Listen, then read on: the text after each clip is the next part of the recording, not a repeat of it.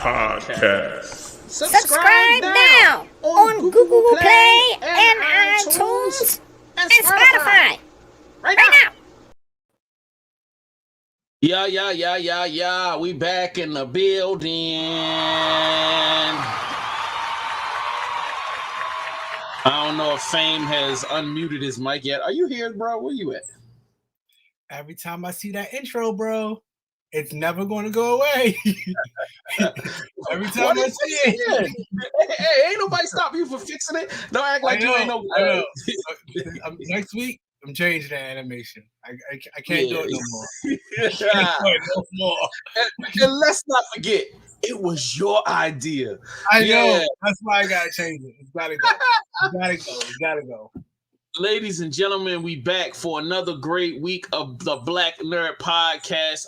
It is definitely completely lit. If y'all didn't get a chance to check the last week's episode, please do so right now. It was hilarious. I've listened to it at least 3 times myself, but that's the reason why I make podcasts, is because I like to hear myself and my homeboys.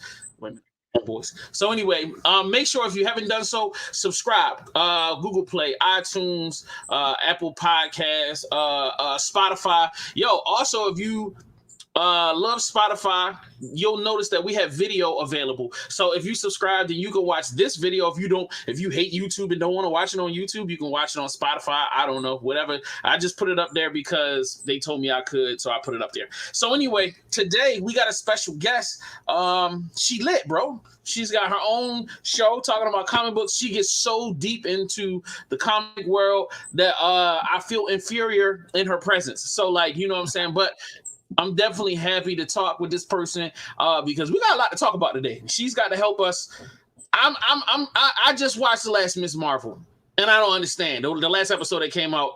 She's got to help me. Fame, you got to talk about this. Yeah. So we got a whole important class. K.S. Gardner, Kayla, I think that's her name. Let's get her on and baddity bow. Hey. Hello, everyone. Yo, she's got. What is it? She/her is the most appropriate. Is that it? This is my pronouns. It's just Or we should put our pronouns up here. I didn't even know that was the thing I needed to do. But now that you done showed me something, oh yeah, I'm about to be changing my joint every 10 minutes. Like, yeah. So why not, bro? I want to be referred to as it. I would prefer to be referred to as, that nigga. Is that a pronoun? Or is that... It is if you want it to be, yeah. That's how I like the way you talk, young lady. All right, so let's get this going, man, because we ain't got a lot of time. We got a lot to talk about. You know what I mean? All right. You know you are a nerd when. All right. You know you're a nerd when. So if you're watching right now, you can jump into that chat room and you can tell me, you know you a nerd when. So let me start. I'm going to help y'all. I'm going to start off. When most of your clothes have movie and TV show characters and logos on them. Okay, so like I got a Silverhawks t-shirt that I wear. Not only is it a dead giveaway of how old I am, but it's also a dead giveaway that I'm probably one of the nerdiest fat dudes you ever met in your life. So that's how you know you a nerd. You know what I mean? So when you got a Thundercats, like I got a Thundercats tattoo on my arm, the logo, yeah, you know you're a nerd. So Fame, you know you're a nerd when. Stop making faces. You know you got somewhere. Yeah. You know you're a nerd when you start off with one and then there's many. I got you. When there's 200 and you know you're a nerd when. Hold up, man, claps. All right. That's how you know. So I know this is putting you on the spot. I didn't prepare you for this, but do you have one, ma'am? Like you're a nerd when?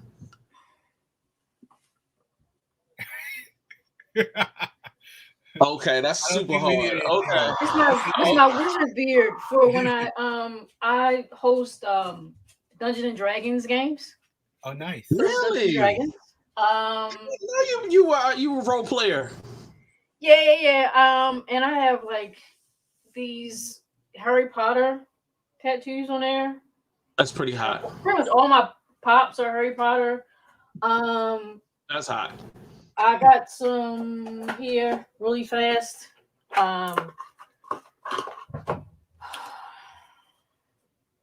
Yo, stop playing, bro. The commitment level is different. It's different. Some people buy cars.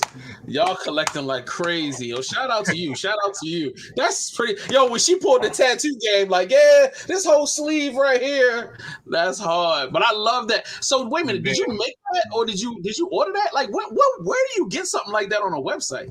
Yeah, I ordered it off of Etsy. I saw one of the streamers on Twitch. She had it on there, and I was like, "Where did she get it from?" And she had the link on there. And this person makes, I guess, dwarven beard type of wig things. I don't know what you want to call it. But yeah, and I ordered it. Had it custom made for the colors, and then they sent it to me.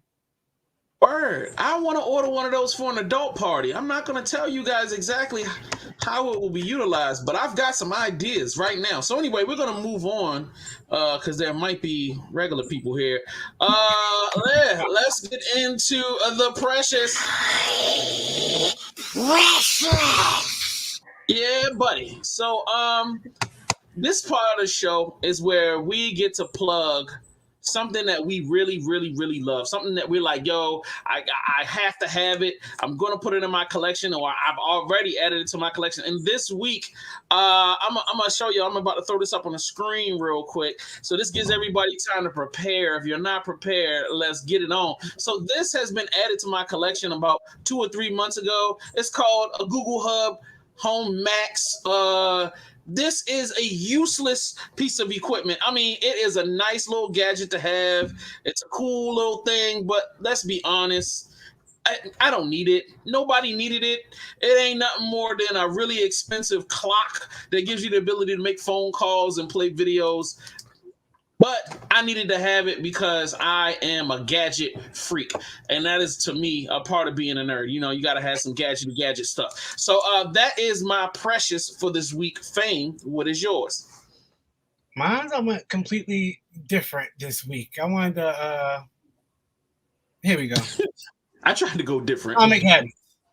It's a book. Okay. I wanted to bring a book up because it's been something that's been keeping me busy and focused, and I got a napkin in mind because y'all know, I'm always eating. This is just how I live my life. All right. So Atomic Habits is it's breaking bad habits and installing good habits, or the habits that you want to start making a change in your life, whether it's financial, your work habits, of course, health habits, just breaking the cycle of always cigarettes, me eating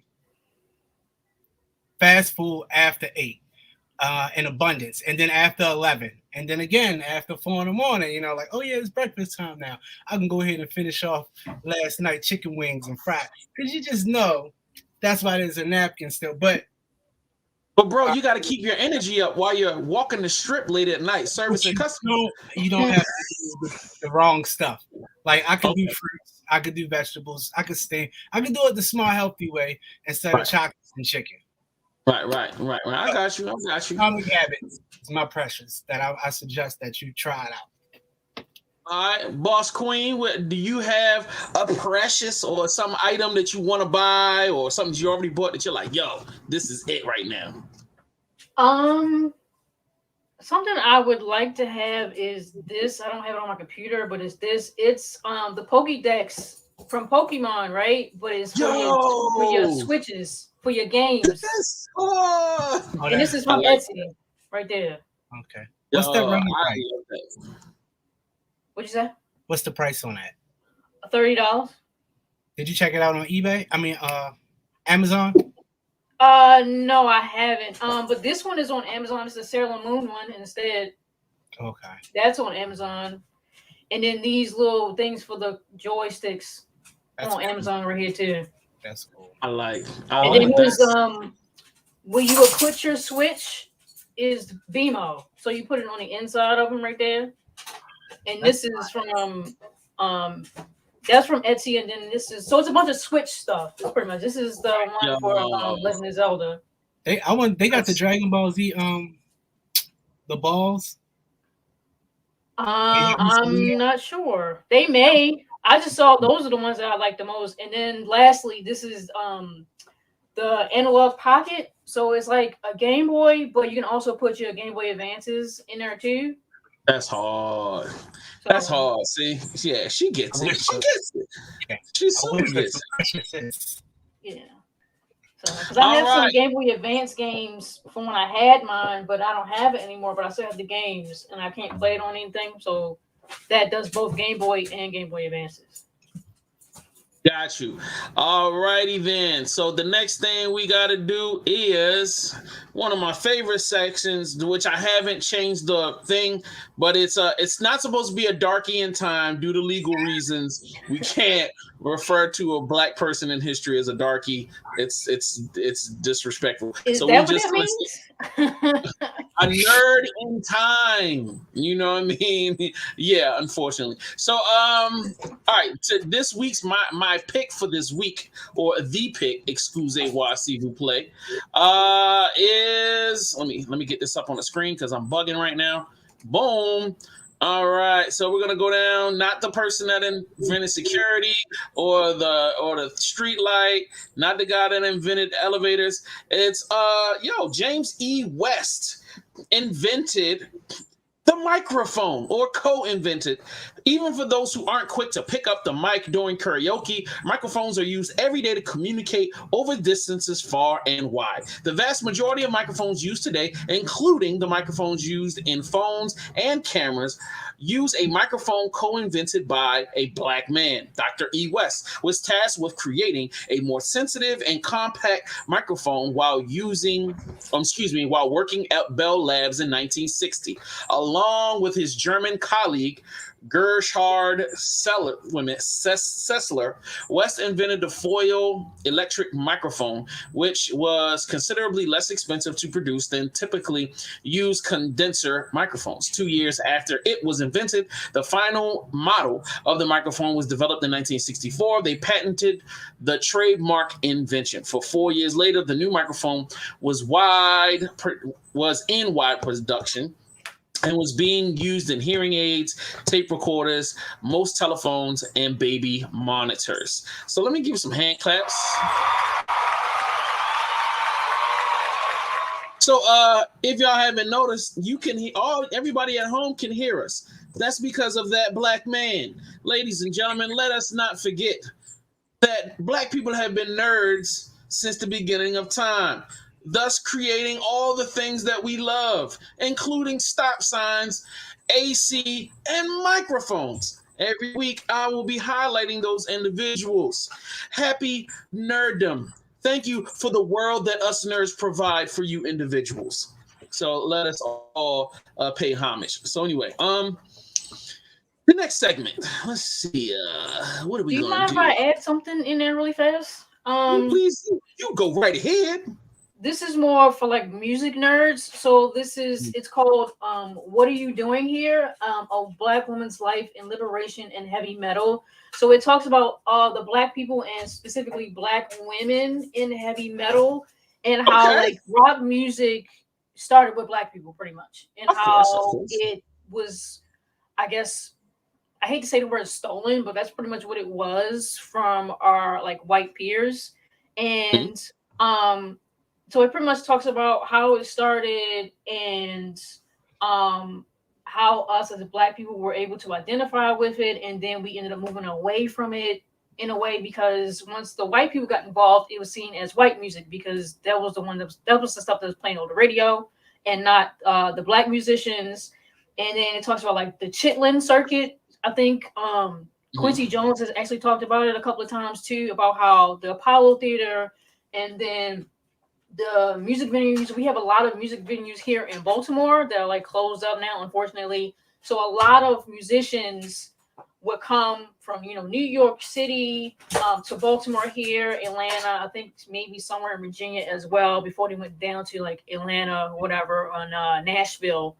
So it was the Chitlin circuit. And it's pretty much where all black people could go and safely listen to music. And like I said, it kind of just goes back to how we created rock music from not even how it is nowadays. It was more of like, I guess if you go back to Elvis, because Elvis pretty much took his stuff from black people and then made it popular. So however Elvis was, we were like maybe, I guess, 10 times more. I guess you could say his dancing, his singing, all that stuff. So yeah, it's just, if you're a music nerd, it's like I said, it's called "What Are You Doing Here? A Black Woman's Life in Liberation and Heavy Metal." Right. Well, I'm not gonna say if, considering the fact I'm not that old, but I am old enough to remember how when I was a kid, my family had always referenced rock and roll to be a kinship to like devil worship. So just imagine how 20 or 30 years before that, how much more conservative the black mindset was. So when rock and roll started morphing in Caucasian culture, they intentionally separated sounds. So our black rock and roll morphed into soul music. Yeah. White rock and roll morphed into more of a harder, more dramatic visual, you know what I mean? And also the reason why they weren't in the same spaces a lot of times is because black people weren't allowed in those spaces. So they couldn't perform in the same places that these white rock bands were. So that was the reason why the Chitlin Circuit was only invented, because those were the only places black bands could perform. It's in small black juke joints around the country, the back parts of the town. And if you think about it, even in this modern time, it has not changed. Unless you become a super popular black person that is backed by some white company, what do you think a lot of the underground hip hop artists are doing? It's a Chitlin Circuit. It's strip clubs and small capacity venues that are owned by black people all around the country. And these guys go and collect up $10,000, $15,000, $20,000 bags on a nightly basis. You know, shoot, they got a whole season 2 of P-Valley talking about it right now. So yeah, shout out to you, man. Thank you for bringing that up, Ms. Lady, excusez-moi. And please make sure y'all pick up the book, man. I'm sorry. What was you saying, Fang? Oh, nothing. Just that you slid P-Valley in there. Yeah, most definitely. Review coming soon. So it's time to move on to the fix. I don't have nothing. Flawless victory. Yeah, why not? There you go. All right, man. So you can kick it off, and I got 2 stories after you.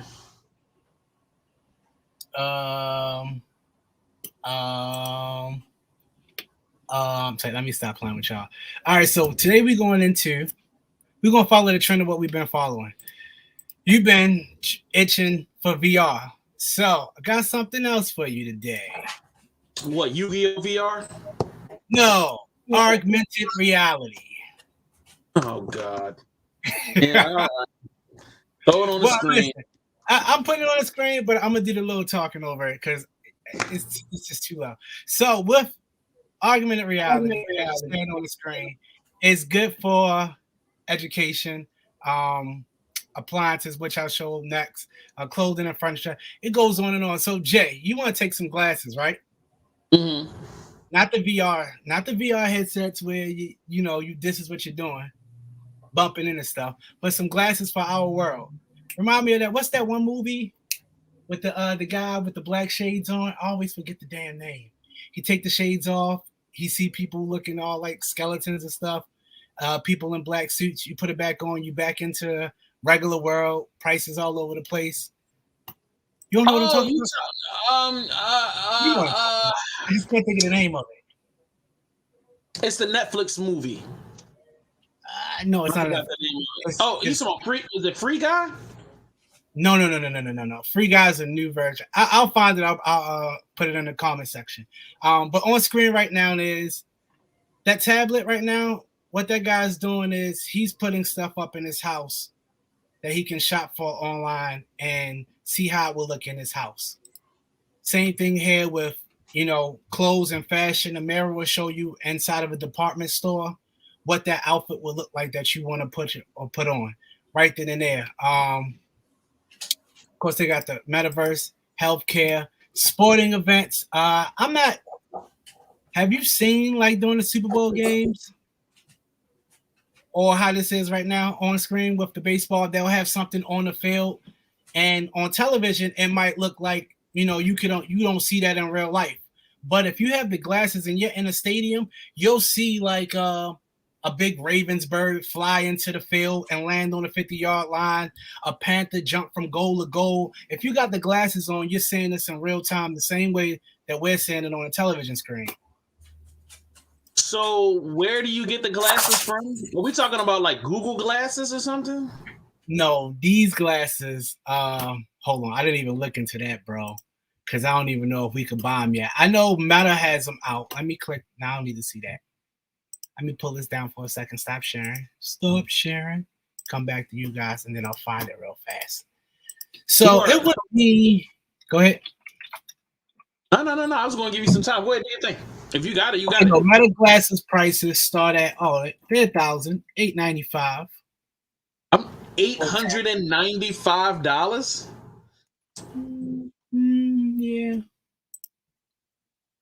Okay. Or you can get the other ones. No.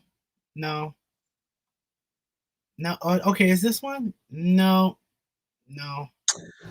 I understand. It's really it's like any new thing that's coming out. It's going to be expensive. I'll find you some cheap ones. No. It's cool.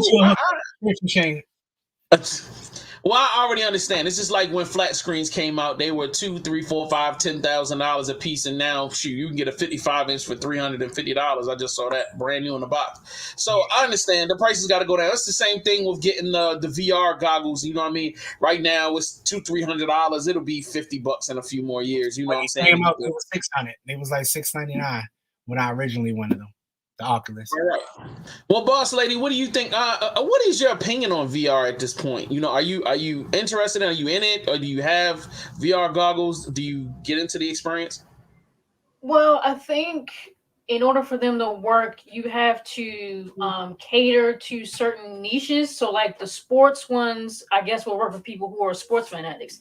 Like, I don't want to see the Orioles bird, a virtual or an augmented version of it on a Orioles game. I mean, that doesn't appeal to me, but they have it where with the VR, I guess those are the Google ones. I don't know what it's called, but the VR ones with the headset and the controller, they have it with like a Dungeons and Dragons game. You could be in the game playing, right, which is pretty cool. That would appeal to me. So yeah, it just depends on who your audience is and how that's going to work for your audience, And it kind of reminds me of Fame when you just showed the video of the guy putting up the furniture in his house to see how it would work. It kind of reminded me of like The Sims or like Animal Crossing, how you kind of like you're trying to make this house and see how it works before you actually buy it. That's what kind of reminded me of. But you're like, it's actually your house instead. So you're kind of like in a game almost. Right.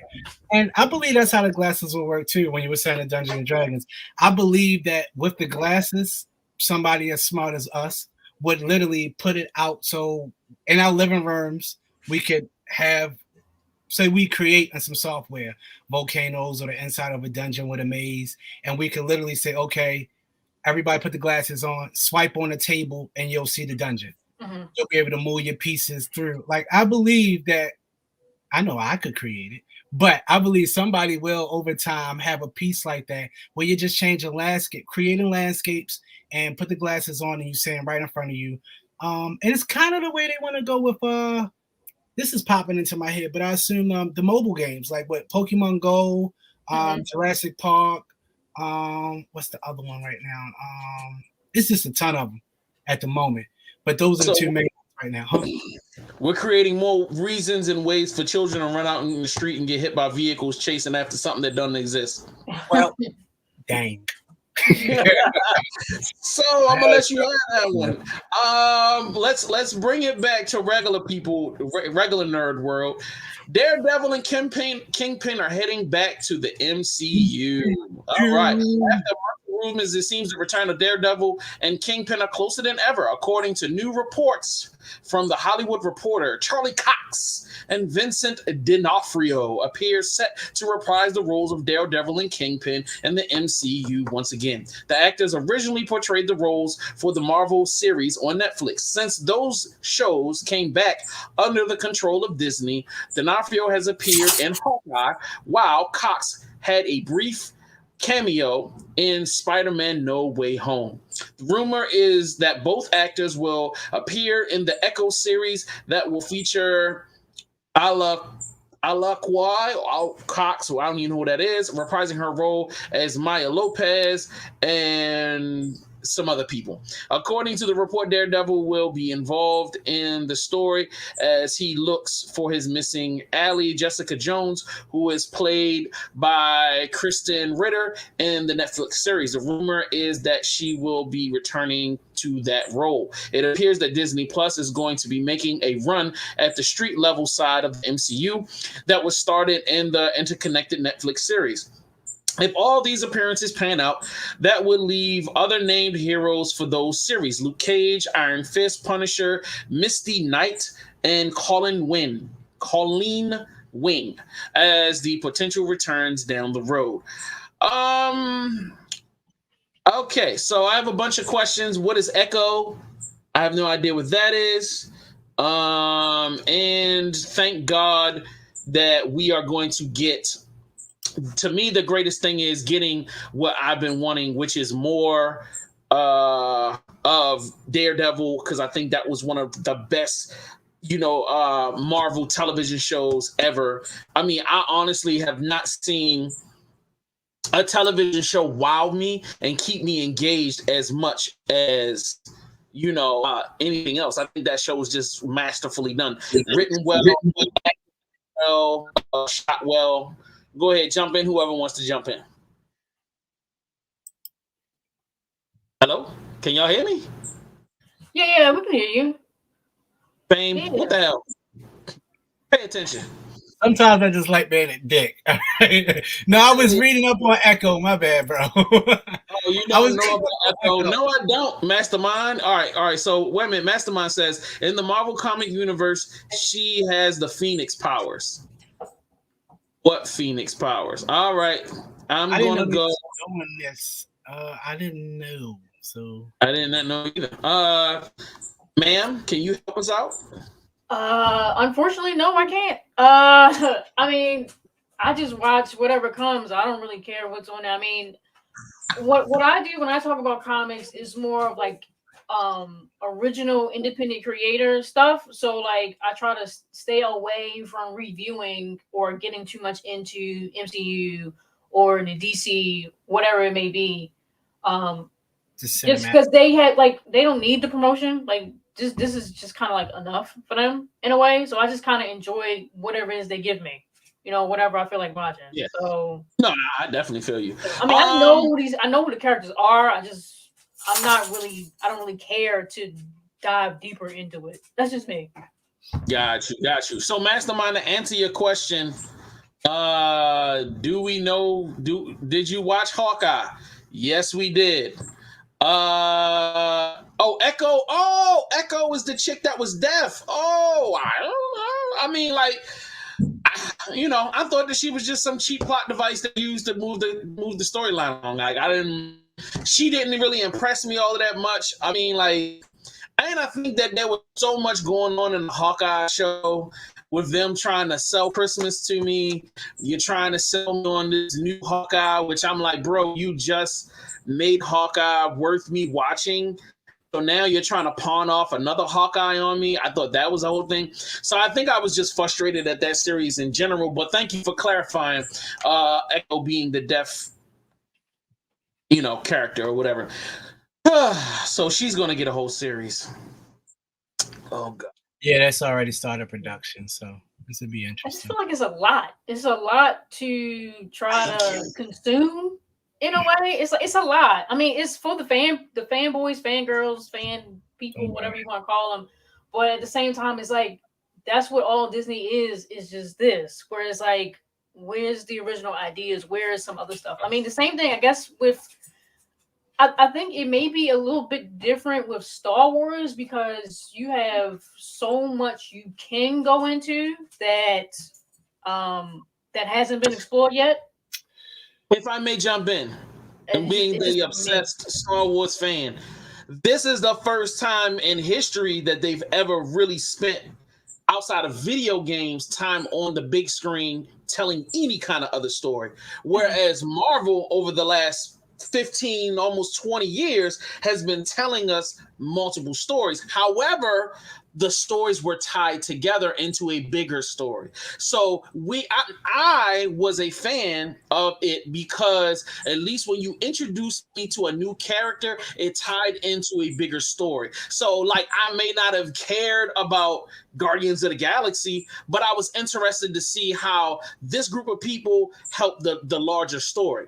The thing that I don't like right now is that we ended that huge story arc, and then now we're just rolling out characters like Disney rolls out toys, and it's just like, oh, we can make some toys out of this, let's roll it out. We can make some toys out of that, let's just roll it out. Is it tied to anything? Why does it need to be tied to anything? Just, it's Marvel, we were just going to give everybody, we're giving people diversity. Don't you want diversity? Like, and it's just like, yes, I want diversity, but I also want what show me that you could do, which was something that has never been done before in movie history, which is give people 20 movies that are all connected to each other.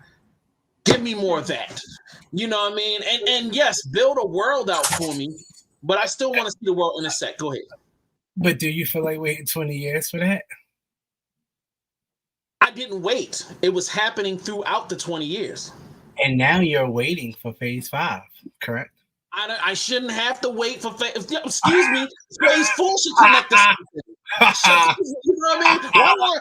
Why do I need a whole gap in phases? What is this phase? Is this the get my money up phase? Like, is this the lube phase? Yeah. Like, you know what I mean? Like, what phase? This is definitely what is phase 4 to me? Like, can somebody? And I feel like if they would have just come out and do a press conference, Kevin Feige would just come off a vacation and just be like, look, bro, phase 4 is all about I need to get a bag. So look, we'll get back to the regularly scheduled program in phase 5, which is 2 years from now. I think we would all calm down. But you know what? I'm not going to get into this. I'm not going to be you're not going to fame. You're not going to drag me down.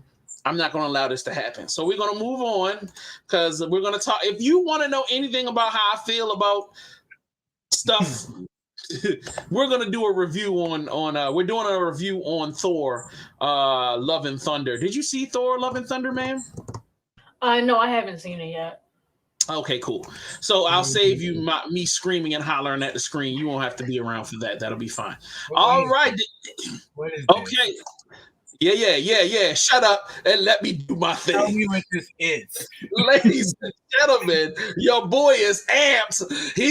I'm amped. Yeah. Yo, one of my favorite television shows of all time is being brought back as a cartoon.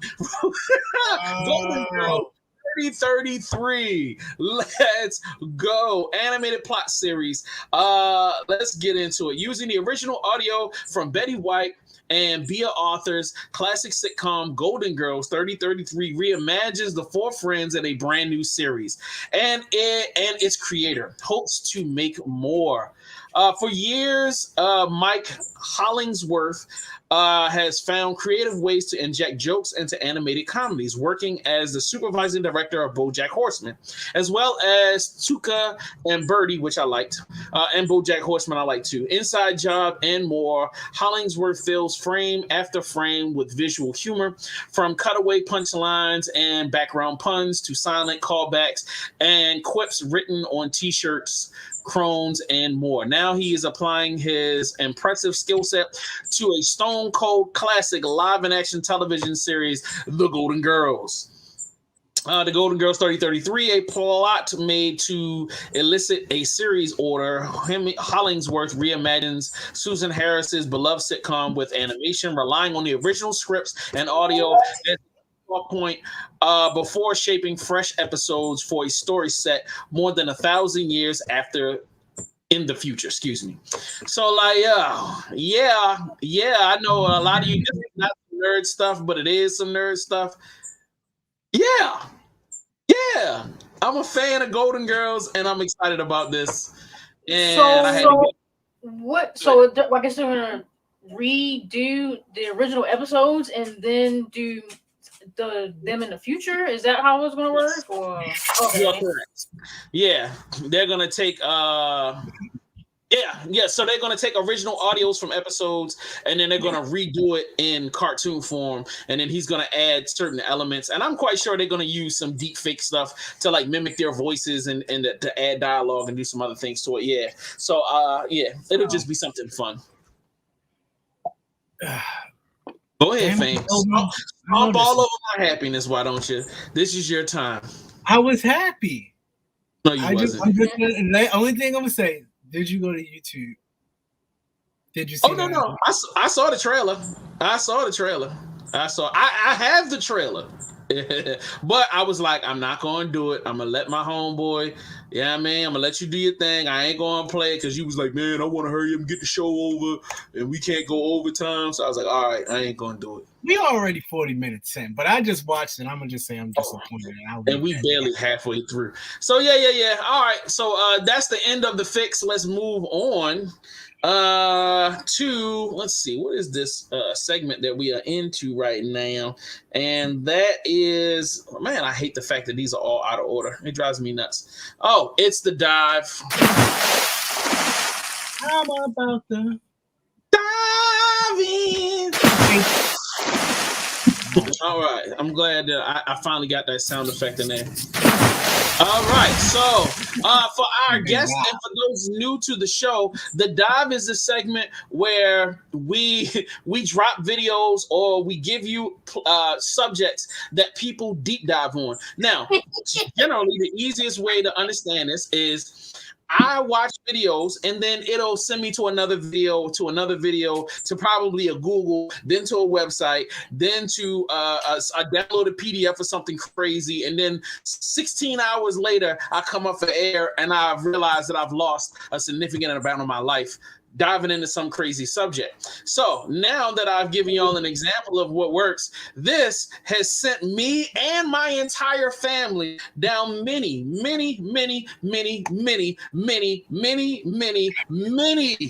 deep dives. Yo, whoever these guys are, in whatever country they are in, Panama or whatever, I have spent at least 200 hours watching these guys build all types of structures. If anybody knows anything about YouTube, you will come upon a video of some guys being like, yeah, they built a house with a pool in it with nothing but their hands. And you will sit here and watch these guys do it.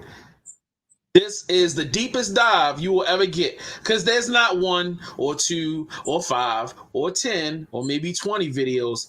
There are literally hundreds of videos of these guys doing exactly what you see now. And let me fast forward to the end result, being that. And you'll be like, how did these guys go from that to this? No. You've never seen this before? No. You telling me they did that with their hands and a plate, a dinner plate in their hands? Yeah. Well, Jay, I hate to burst your bubble, but they didn't. They build that over like they build that over like months. So I never said they built it in a day, but yeah. But they build it over like a couple of months, and they actually do use like construction equipment. But the problem is that they build these things and then they leave the materials there. So it's attracting a lot of mosquitoes. Like I don't know what country they're in, but it's attracting the mosquitoes, and then the mosquitoes are carrying malaria and all kinds of diseases. And it's leaving death traps for the animals that's in there, and then other people that come through there as well. So, yeah, I'm sorry, I hate to burst your bubble. It kind of bursted mine too when I heard that. Was kind of sucks. I did not. Yeah. I've never heard that part, but thank you for telling me that. So, where did you get that information on? Come out here like a superhero. What did I hear? I heard it from I heard that a while ago, actually. I forgot where I heard it from, but There was this woman that explained it. She was like, like I said, they leave death traps and all kinds of like the plastic wrap that they use and the concrete that they use, because it's not just the mud and the dirt that they use. They use pretty much everything that you would use here to build a pool in your backyard or whatever it is. Gotcha. Man, I'm gonna tell you something. They make it look like they built it all from hand. Yo, yeah, I used to watch these videos too, and I'm like, is it deep dive? It's like, man, we want to do more and more and more and more. Like, yo, I remember I was watching one on my laptop one day, and my dad was like, "What are you watching, bro?" And I'm like, "You don't want to see this." And he was like, "No, put it on the screen, man." I put it on the screen, and then my mom came in the room, then my cousin came in the room, and then we were all just sitting there like, nah, bro. And they was like, go to the next one. And then we'd be like, go to the next one. And we would just be watching. And then we made dinner. And then we sitting there eating, watching it. And we're like, wow, we watching this. Like, I mean, yeah, deep dive and dive at your own risk. So Fame, what is your deep dive? And ma'am, if you have a deep dive video you want to link, you can put it in the private chat and I'll throw it on the screen for you. So Fame, go ahead. Well, as I was telling you earlier, I got nothing for the dive this week because I haven't. Thank God. I haven't had time to dive into anything. And I ain't got nothing old that I could think of off the top right now because of too much that's been going on inside of the Marvel world. And we'll get to that. I will tell y'all. I will deep dive into something, but go ahead. No. I ain't mad at you. If you are way younger than me, I would suggest any person in their 20s, 80s, pop music. Just put that into you search bar. These pop videos. Enjoy. That's a dive. If you enjoy the music, you'll be gone for a while.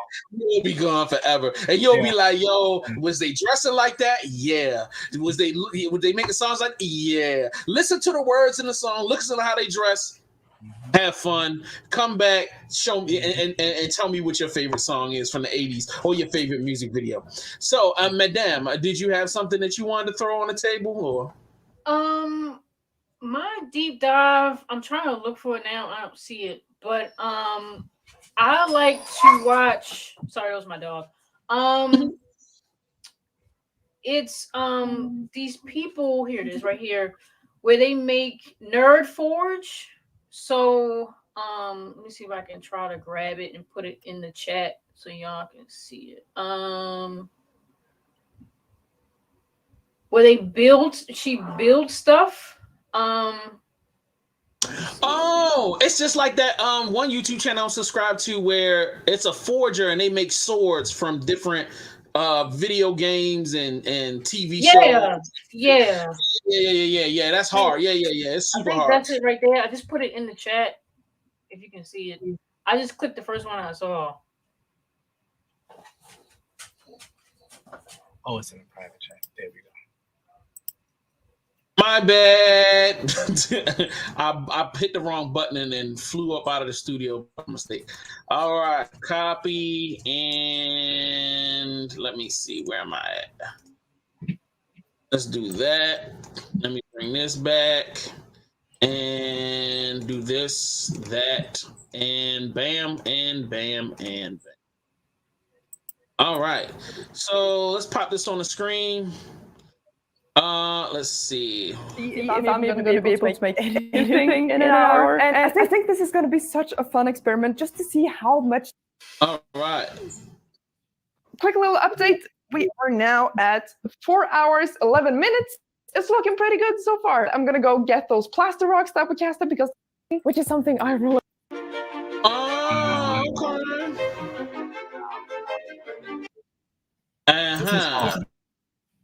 Like that, because she's putting herself on a clock. Okay. Sorry. So they build these little dioramas of this. She's done grimoires or like wizard books, replicas of different things from video games, and there was one where they built their studio, which is behind them. It's kind of like a wizard's apothecary type thing. So yeah, I like just watch a bunch of those. just because I think there's something. I think the reason why a lot of people like these type of videos, like the DIY type things, because it can be a bit relaxing in a way, and it's nice to see someone take their idea and execute it in a way. I mean, you're seeing you're seeing a fast forward version of something that took maybe 3 months in like 30 minutes, but still, it's nice to see it all come to fruition, because I'm pretty sure we all have had ideas. You know, the thing with the swimming pool, like I would love something like that in my backyard, but how am I ever going to do it? You know, I would love to rebuild something from a book or a movie that I saw, but how am I ever going to do it? And then you actually see it, and it's nice. Right. Oh yeah, I do it for a living, and I think most of the time we just sitting there like getting ideas or just being inspired. Like I respect any person that really goes there. You know what I'm saying? As far as building, because I am going to build my own pool in the ground. I'm just trying to purchase the land. I don't want to build something for somebody else and then I'm screwed. So, all right, that's what's up. Thank you. That deep dive was dope. Like, I like that. I'm probably going to end up diving off of that. All right, so the next segment that we have here is the great debate. That means it's time for us to argue about something from the nerd world. So, with that being said, let's get into it. So, let's nerd hard right now. You all right, Fame? Someone's dying. All right, the great debate is about Miss Marvel, season 1. There's a lot going on. Okay, have you watched any of the episodes, Madame? No, I'm just been really busy. Like I'm still trying to catch up on the Book of Boba Fett. So Wow, yeah, I'm really far behind on everything. I've just been really, really busy. But I mean, I heard it's good. So I heard the pacing of it in the last, like, I think, how many episodes is it? It's only what, 5 episodes. So I heard someone say that the last 2 are the pacing is weird because it's only a limited series. That's pretty much what I heard. But I heard that everything else was good. And I also heard that the relationships that all of a sudden now, every person that she runs into, every guy she runs into is now supposed to be a romantic interest, where it wasn't like that before. I'm not sure how true that is, but those are the only 2 criticisms that I've heard of it. Yeah, it's boy heavy. I'm not sure. It's boy heavy. You can tell. Did you see the last 2 episodes? Have you seen the latest episodes? For me? Yeah, you. Of course. How many guys has it been, Jay? The last episode ain't no boy interest at all. What are you talking about? But I'm not. 3 boys so far. Okay. It's clear as day. You can see it in her smile, her overly googly eyes, and then the boys themselves that's looking back like they like her. It is. Okay, so let me start with where Middle America and most Christian Caucasian people are upset. This is a pro-Muslim creation. This is putting an improper light on another belief system. This is wrong. It should never be. And this is Disney's doing as a way of Disney ingratiating itself into another culture to make more money. See, Disney did this. This is not a Marvel creation, and that this character was never a Muslim at any point in time. Disney's fault. So what do you have to say to that, Fame? I guess this would be Middle America who doesn't know nothing about Marvel Comics, correct? Yes. No! Shit, they better die, because in 2013 is when Miss Marvel, Kamala Khan, first appeared in a comic book form. And 2015 is when she first got her first solo comic book as Miss Marvel. And now fast forward to 2022, where she got her Disney series, which is all leading up to the, the Marvels got switched over to. So a little history check, and they be right in the right path. But then again, I'm pretty sure we're talking about the same Middle America that wants to say that slavery was just something that happened that was something great for savages to get inducted into a nice, clean America. I'm pretty sure that's what we're going with that, right? That's what we talk about? No! I didn't think so. Thanks so, America. Let's correct you. There was no slavery. It's just a way for dark-skinned people to bitch and moan and to find a way to lean on the government for handouts. You know what I mean? If black people would pull themselves up by their bootstraps and do some real work, they wouldn't have these problems, and they wouldn't have to make up this fake thing about slavery. That never happened. Like, we're good Christian folk. We would never enslave anybody. What? I love people who don't read. They never amaze me. I love them. Because black people are so violent, even though we've never done anything violent towards white people. But they feel like they need to kill us, but it's all good.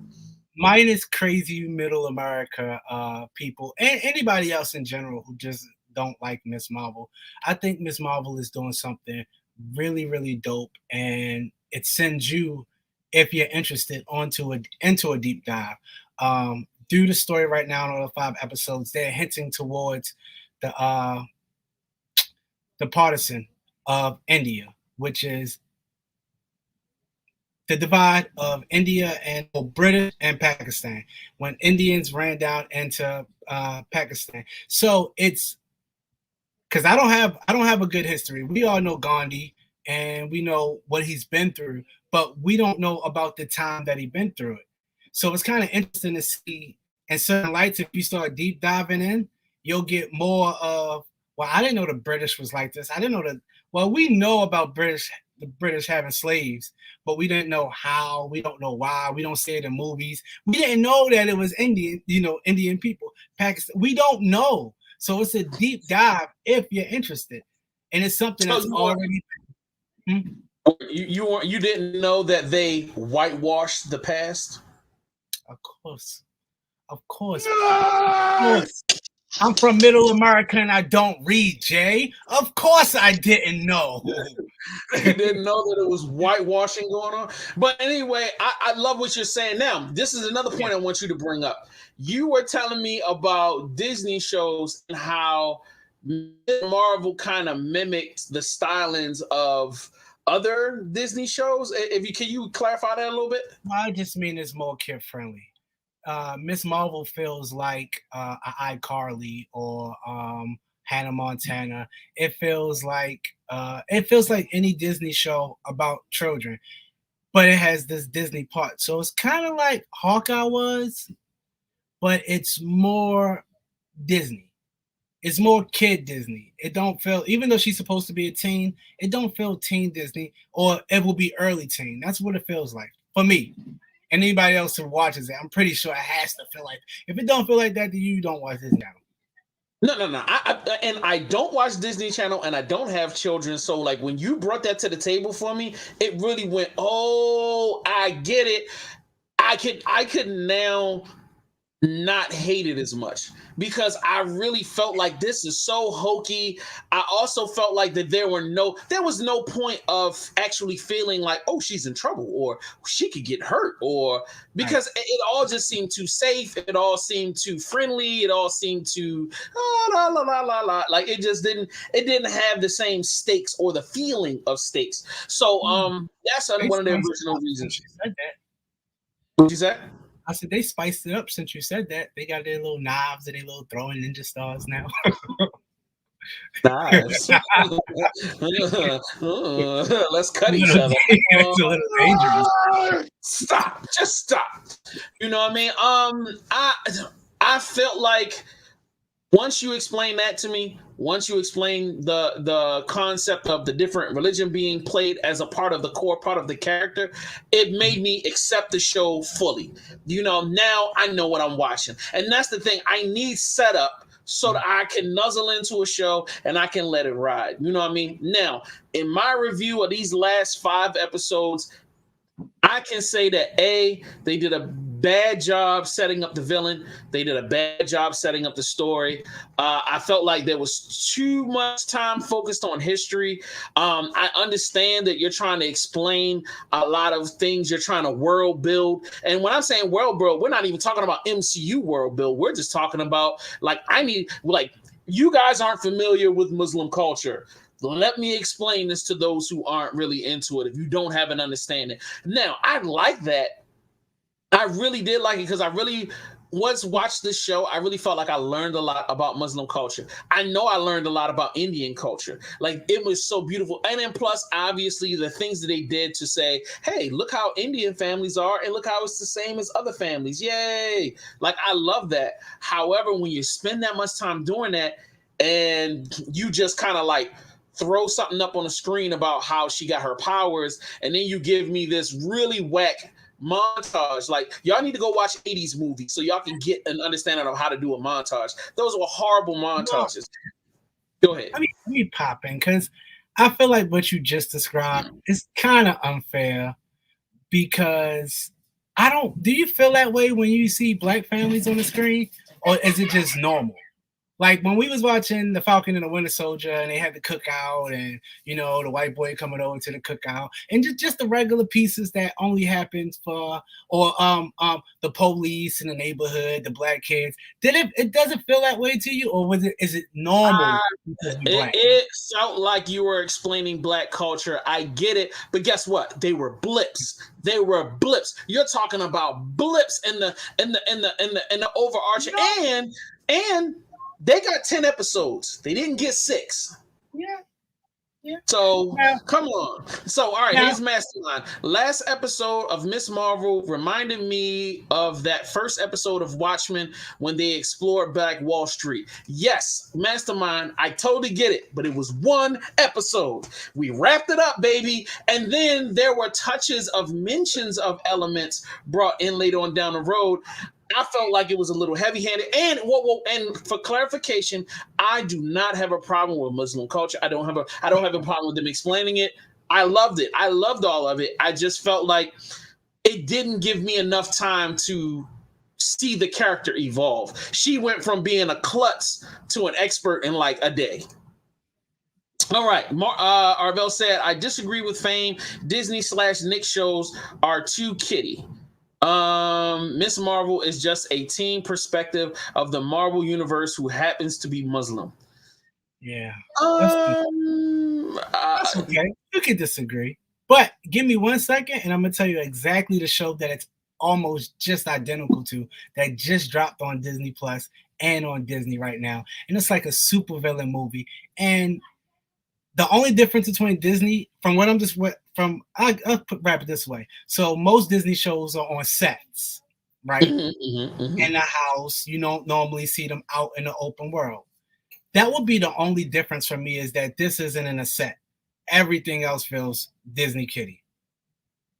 That's a set, bro. Most of them cities are up, and most of the stuff. No, it's a set, but we're not talking about like Full House sets. Or Seinfeld sets. We talking about whole pieces. They got a way bigger budget.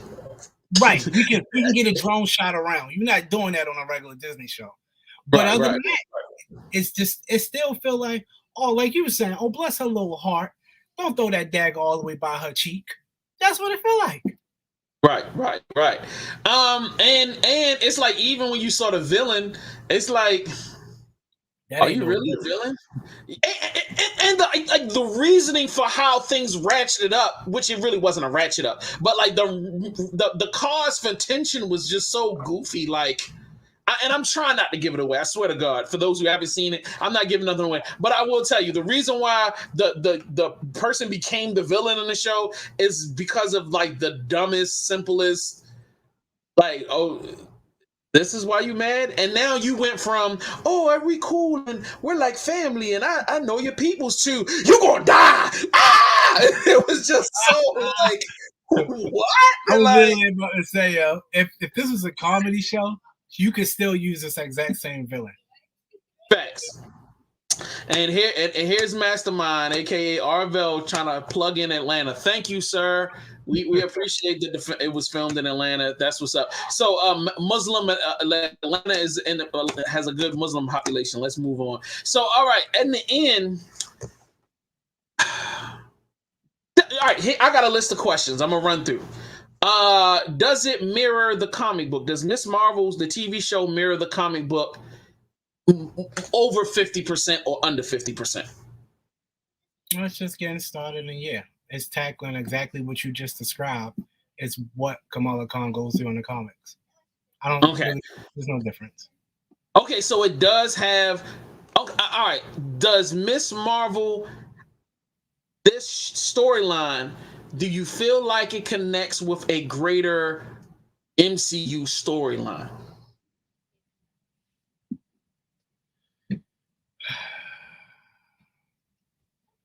Yeah, I mean, but that's because they're making it obvious. You're gonna have to explain it to me because I have no clue. Like, what? Please tell me. You're gonna have to give it up today, bro, because I need to understand how it connects to anything. Because you know that they changed Miss Marvel to the Marvels, and you know that Kamala Khan is coming on as everything is not everything, but and I'll dig into it, but during the Love and Thunder, Thor and Love review. Okay. All right. Cool. Yeah, I'm with you. No. It's a bigger picture. It's just not one picture I want to look at no more. Got you. Is this just a kid's show, or do you? And be honest, do you feel like this is something universally good for everybody? Everybody's going to enjoy. Dang, why you have to do universally? It's good. It's not just a kid's show because, like I said, the history that you don't know, I feel like it's dope. If you didn't have minus a daughter, that, I mean, if you know everything, that you didn't have a daughter, would you watch this show? Don't act like you ain't hear what I said. I haven't watched none of these episodes with my daughter. But Mastermind. Look, Mastermind. We know you trying to get some parts with the MCU. I mean, we respect that. We know you're an actor. We know you out here every day, and I know you pitching hard for them. But come on, bro. All right, never mind. All right, I'm gonna move on to the next question. Okay. Oh, he was right. The powers are a little different. But go ahead. Next question. Will you watch the next season?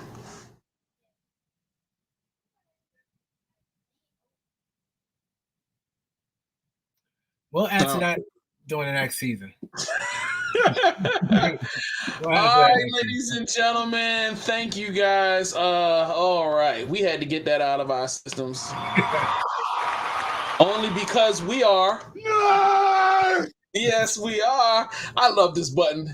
No! Yes, thank you, Ogre. I appreciate you for pronouncing our names appropriately. So, it is now time for our trailer train. Good, and I got a button somewhere around here. All right, in this segment, we watch some trailers and we talk about it. I mean, what else would you do on a trailer train? And everybody keep your minds out of the gutter and let's not be inappropriate. All right, so let's pop this first joint on there. This is one I'm actually kind of excited about. However, I have zero faith that they're actually gonna do what they're supposed to do with this. Let's rock and roll. It's Andor, a Star Wars story.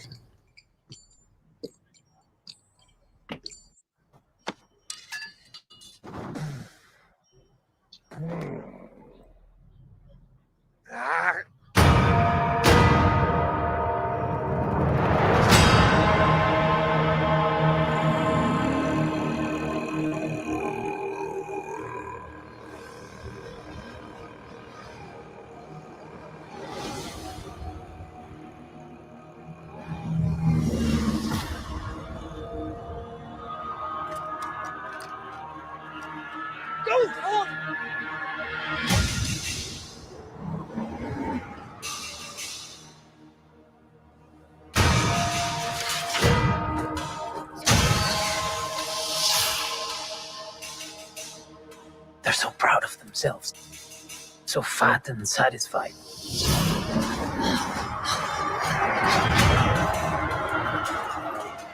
They're everywhere. They're watching me now.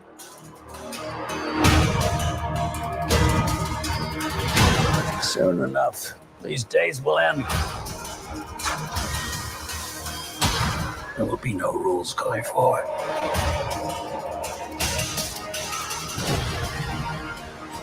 People are standing up.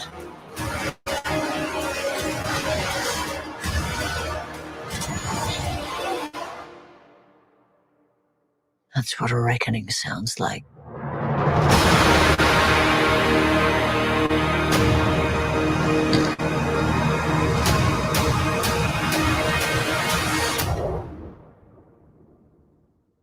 All right, ladies and gentlemen, where are we at with this? Where are we? Let me get a little applause on that one. Come on, Fame, unmute your mic and oops, my bad. Unmute your mic and boss lady. Let her. She's been chilling while we've been running our mouths for like 30 minutes. So, ma'am, give us your opinion first. I don't know if you all saw the trailer for Rings of Power, the Lord of the Rings one, but it immediately reminded me of that. I don't know which one came out first. So I guess whatever that was flying across the sky. It's the same thing that's in the beginning of the Rings of Power trailer, where it's like something is burning across the sky as well. But yeah, I mean, I liked it. I liked, for me personally, I mean, a lot of people probably won't like this, but Rogue One is probably my favorite Star Wars film. So nobody's gonna disagree with you. I think 90% of Star Wars fans agree that is the greatest outside of the original three. It's the best story. Yeah, so I'm glad that they're expanding more on this. Like they're getting away from. I haven't seen the Obi-Wan series yet, but like I know some other people. Am I the only one in this? I just gave you a solo shot. I'm like, you shot. I was like, what happened? Did I push the button? So I mean, I know other Star Wars fans. From what I've heard from them, they're glad that it's kind of moving away from the Skywalkers. In a way, they're kind of over that. They're glad that things are moving on to other characters in the Star Wars universe. And as I was saying before, there's so much that can be explored because this is still an original world. Yep. It's still a lot of it that hasn't been explored yet. Whereas, the MCU, DCU kind of has in a way, and it's set in our world on Earth. So there's only so many places you could go. Whereas this is an entire galaxy. So you can go pretty much anywhere. And this is, again, it just reminds me of why I love sci-fi and fantasy, because you can be anything you want to be. You can do anything you want to do. Really, it's so endless to me. And that's why I love Star Wars. So yeah, I'm looking forward to this and the Rings of Power. I forgot what it called. I don't know if you're going to show that trailer or not, though. Didn't we already show that trailer? You did. I'm sorry, I didn't know. No, you're fine. Fame. Yeah, I feel the same way. I'm excited. I'm excited more so from the tone that I just seen. Of course, you know how I feel about trailers. I'd rather shut my eyes and just watch it when it come on. But from the tone that I just seen in that, I need more Disney Plus and Star Wars right now. I'd rather not do it anymore as a whole. Like, I just don't want no more Disney and Star Wars mixed together. But whenever they are getting it right, those little teeny moments, even in Obi-Wan, they got like little teeny moments where it's a little tear in my eyes. I'm like, oh, finally, this is what it will look like. Thank God. So for Andor, the whole trailer, I'm like, just to see, another world, more characters, familiar faces, but fresher plan. I just love the lore of it. But here you go. We're going to do something right for you guys because we know you hated that book. All right, moving on.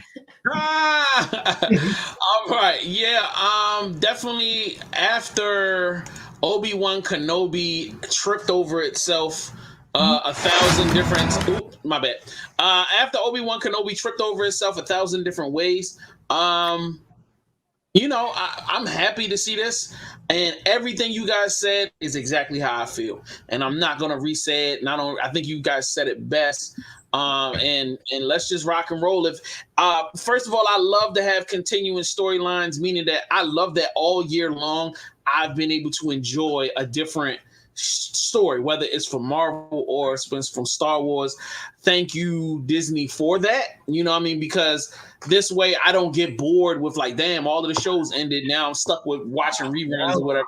It's an ass. Go ahead.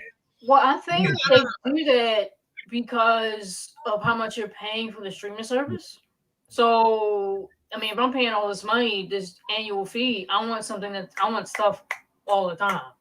I mean, it can be overwhelming a lot of the times too, but like I want shows. I don't want to wait 2-3 months. That's how we enjoy the Book of Boba Fett.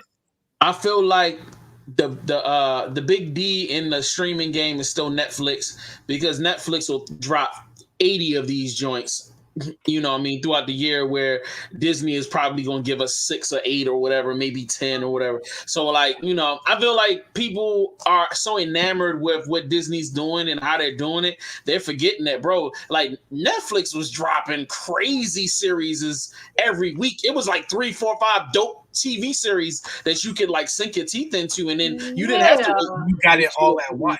You got the whole thing, and you were constantly binging. But go ahead. Yeah, but the thing is with Netflix is that they're canceling them after like one season, because it's like you get a really good show and then it's like it's gone. It's like what do you do now? That's why I haven't really watched it, other than like, you know, Stranger Things or maybe what's the new stuff that's coming on now, like the horror stuff that they have now. I forgot what it's called. It's not the Stephen King stuff, but it's like not the, what was it? I forgot what it was. It was like the ghosts that were there. It was, I forgot, and then they weren't actually there. Gotcha. It's like it's a bunch of them, and it has that one British Indian actor that's in there all the time. I forgot his name, but yeah. Other than that, yeah, like I said, they have these nice TV shows, but they're canceling it after one season. So. Yeah, I love Marco Polo. The show, they only did 3 seasons of it, and then they canceled it right at the point where it was like almost at its best. So I'm right there with you. So let's jump into the next joint. Yep, let's jump into the next joint. Amsterdam official trailer. Now I'm only playing this because at first I ain't really care about this, but then when Fame and I went to see Thor: Love and Thunder, this came and we watched it, I was like, oh yeah, I definitely got to play this trailer. Harold, I don't know what you think you're doing. Excuse me. Hello. Got a dead white man in a box. Not even a casket. Doesn't even have a top on it. In a pine box of old wood. Who do you think's gonna get in trouble here? Do me a favor. Try to be optimistic. You don't get here without things starting a long time ago. So, 2 soldiers and a nurse. Real quick, everybody that's watching right now, please drop a comment in the chat room. Tell us, what did you think about the last trailer and what you think about this? And I would like to talk about it on air. So put something together. Let's go. Found ourselves in Amsterdam. We formed a pact, and we swore to protect each other, no matter what. That's the rich. We find ourselves in a situation where we're accused of killing someone, which is not true. You and Woodman fled the scene. The killer pointed at us. We didn't do anything. Why would you possibly think that was us? Well, there's not too many people that fit the description of a doctor looking for his eye on the ground with his black attorney. Columbia Law School. Life is funny. We need someone to help us to find the truth. My friend was killed because of something monstrous that he had seen. This is all turning out to be a lot larger than any of us. You're gonna have to take my lead getting out of this. I had to stab a guy. I had to hit a lady with a brick one time. What? It's a long story, but with you two, it'll be a cakewalk. These are dangerous times. You be careful. I'm about to do something that could cost me my life. The cuckoo is in the nest, and the cuckoo's about to be trapped. Cuckoo?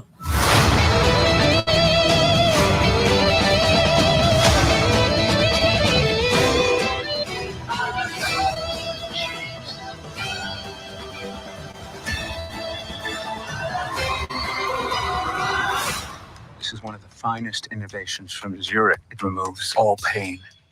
Guys like me, we have to turn to booze, the morphine, and that can lead to addiction. Oh, that's fast. That's advanced.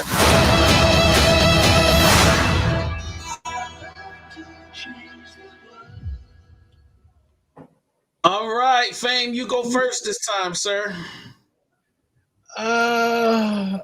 I still feel how I felt when I seen it in the movie theaters, except because of Christian Bale's phenomenal performance that I've just recently seen again. I think I want to see it a little bit more now, and I didn't realize that was the guy from Tenet.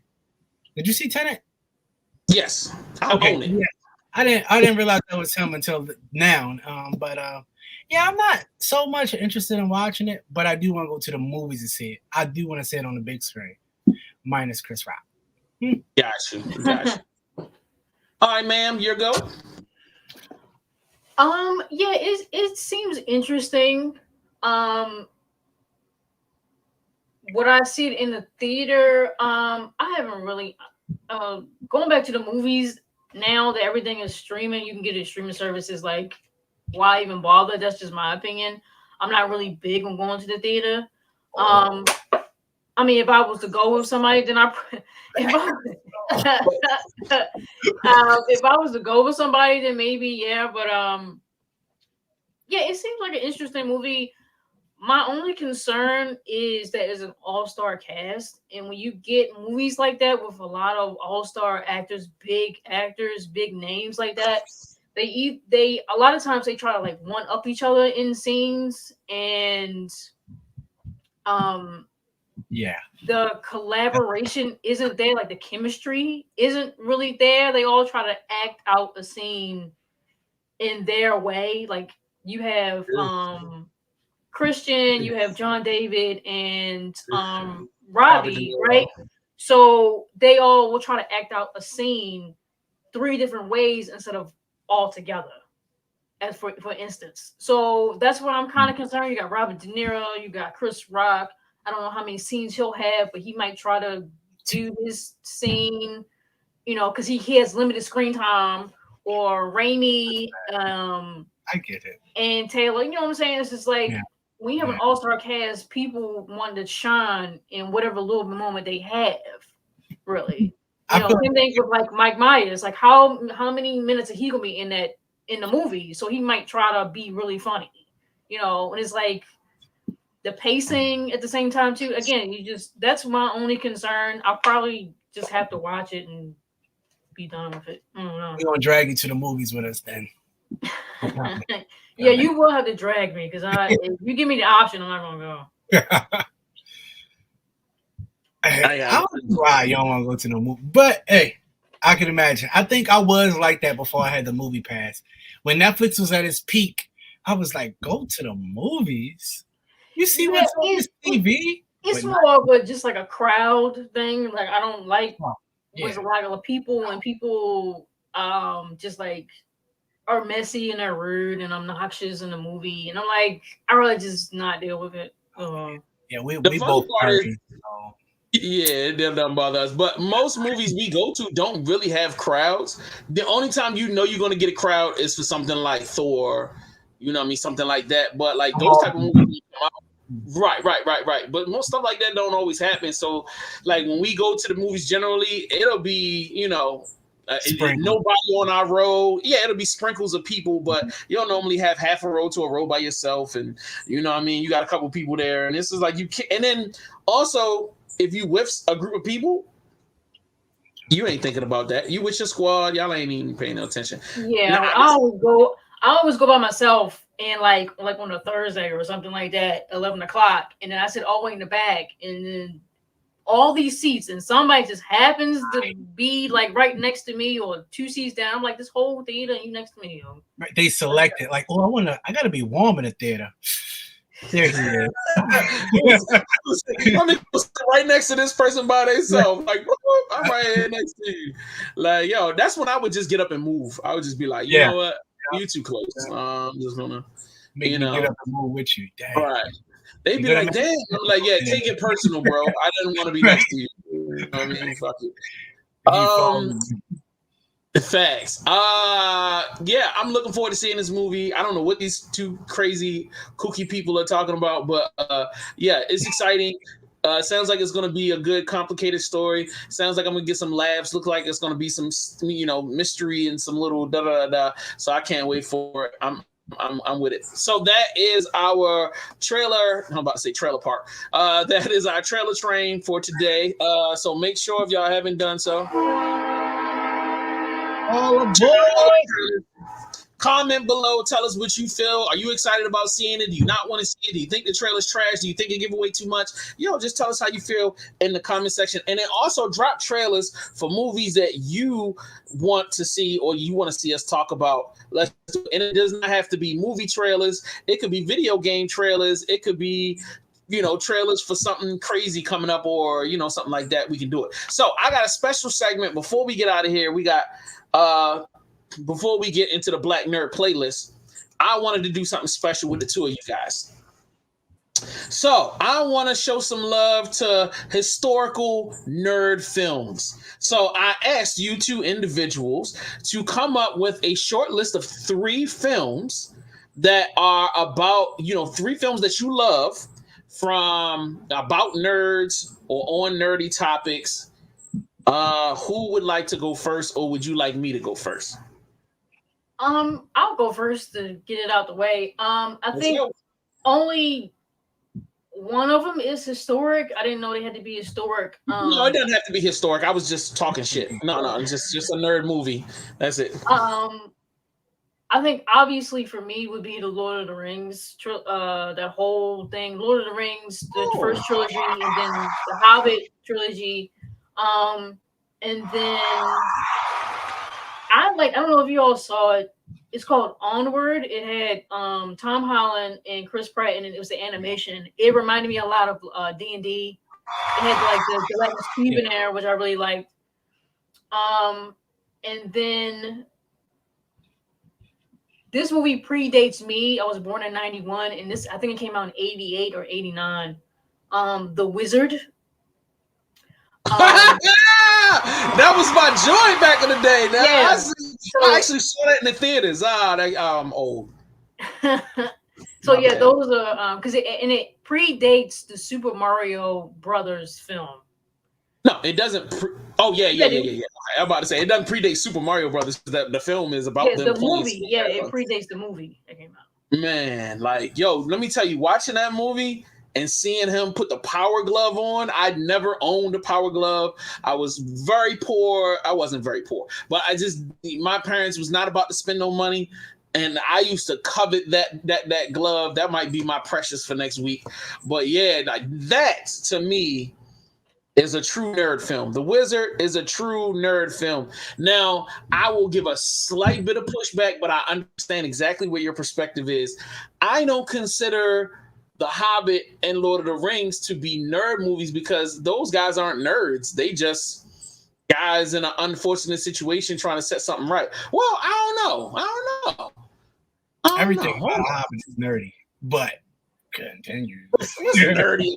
I'm talking about being a Hobbit, not watching it. Being a Hobbit is nerdy. Have you really dive into the way these guys live? Like those guys are great nerds. How is that nerdy? So Gremlins are nerdy? Are Gremlins nerdy? What? A gremlin and a hobbit? That's 2 different worlds. What? No. What?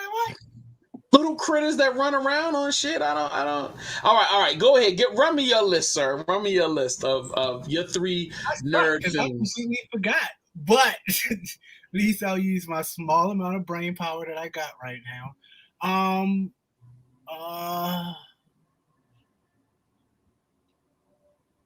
Super I'm gonna bad. give you. Okay, super bad. Napoleon Dynamite. Most definitely. Okay, I'm with you on that one. Go further back. American Pie. That's three, sir. That's three. But You I only don't had feel to do like three. that's that I actually like. Okay, well, you do yours, and I'm gonna go get. I need to go find mine. All right, so I'm gonna give you my three. Sherlock Holmes. He is a nerd. 1000%. He is probably the first literary nerd of all time, huh? What you mean? What you mean? What version of Sherlock? What, like the '70s version and the new version with Robert Downey Jr. Like, Robert Downey Jr. version. No. The '70s version. We talking about the Robert Downey Jr. version. What is wrong with you? The next one is Revenge of the Nerds. You know what I'm saying? Yeah. Came out kind of obvious. I didn't want to say that one. All right. Stand on it. And here's my curveball. Ocean's 11. Oh. Okay. I mean, yo, every dude in that crew is nerdy. Yo, they socially awkward, smart. Yo, obsessive compulsive, totally geeks out on whatever they're into. Yo, that movie was just about 11 nerds getting together and pulling a heist. Okay. That's a curveball. All right. That's definitely a curveball. What about what? This random one that came to my mind. What about like Dr. Dolittle? Hell yeah, Dr. Dolittle. All the way. Yeah. Hell yeah. All the way. 1000%. Yeah. You know what I'm saying? Yo, and fame for the record, if you could nominate LeBron James to be in our Nerd Hall of Fame, then I can say Ocean's 11, okay? Because you sold me, but I be wanting to return it sometimes. I'm saying that's just a... You can't. It's too good. All you gotta do is go back and listen to my explanation. But no, I said I just the only back push is the action in the movie. But every good nerd movie got some action in it at some point. So yeah, that's a fact. Yeah, and right. It's realistic. Go ahead. As two consultation prizes, I'm gonna throw Short Circuit 1 and 2 on there. And I'm also going to throw in Ghostbusters. I feel like Ghostbusters, yo, that is the biggest. Yeah. They my you can guys. also put in there Clerks. I think Clerks works. And were they nerds? Well, you got the two Clerks. You have Jay and Silent Bob that was in there too. Yeah. Nerds. Not nerds. They're not nerds. They're nerds. Well, when you were describing Ocean's 11, you talking about socially awkward. You opened the door. Like super smart and experts in their fields. Well, I don't think of myself as super smart and an expert in my field. I think of nerds as someone who kind of like is just themselves in a way. Fighting against social norms as well. She said that. So we're all nerds. Everybody on the planet are nerds from your description.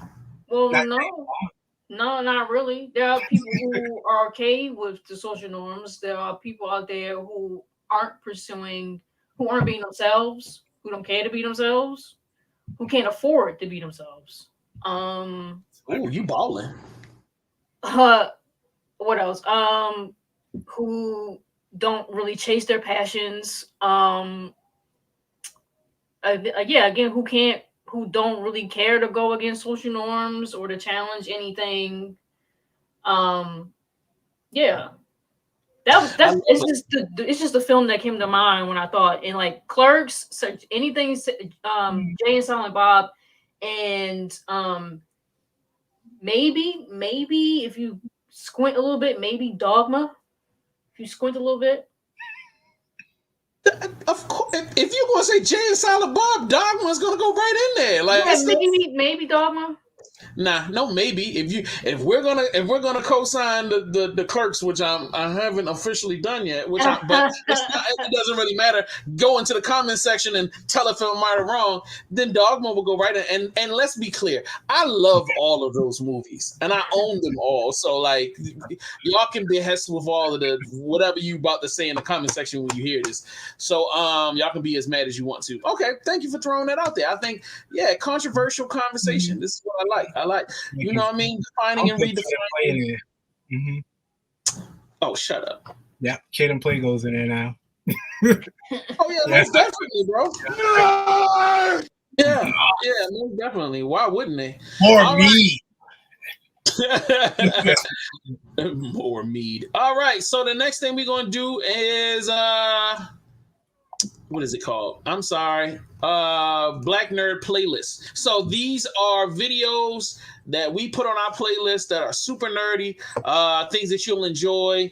I will say my addition to the list this week is an ambient sound video. It's pretty much Yoda's hut and Dagobah.